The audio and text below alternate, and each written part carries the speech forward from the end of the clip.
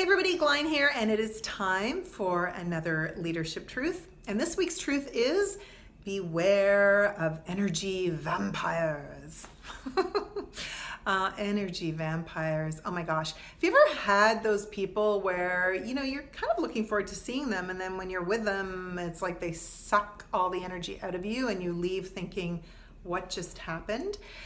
I've really noticed over the course of my career and just life that we often encounter people who are, I actually heard something recently that somebody said you're either a giver or a taker. I don't know if it was Simon Sinek or somebody, but talking about, are you a giver or a taker? And I realized that, energy vampires are people who are just takers. They're just constantly taking. And, it's really draining to be around. And if you're somebody who's a helper and a people pleaser, you can really get sucked into these relationships if you're not careful. And as a leader, we can get sucked into that with if we have a boss who's an energy vampire, or peers, or people on our team. And over the course of my career, I have worked with some, I don't think I've ever had, well, no, I did have one energy vampire boss, but I've certainly had energy vampire direct reports and peers that I've worked with. And now I know that my former coworkers wonder if I'm talking about them. I'm not going to name names.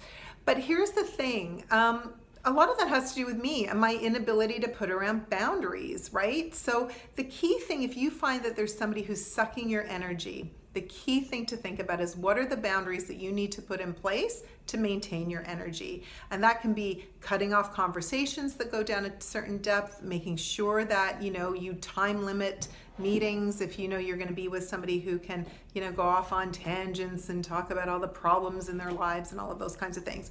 So energy vampires are out there.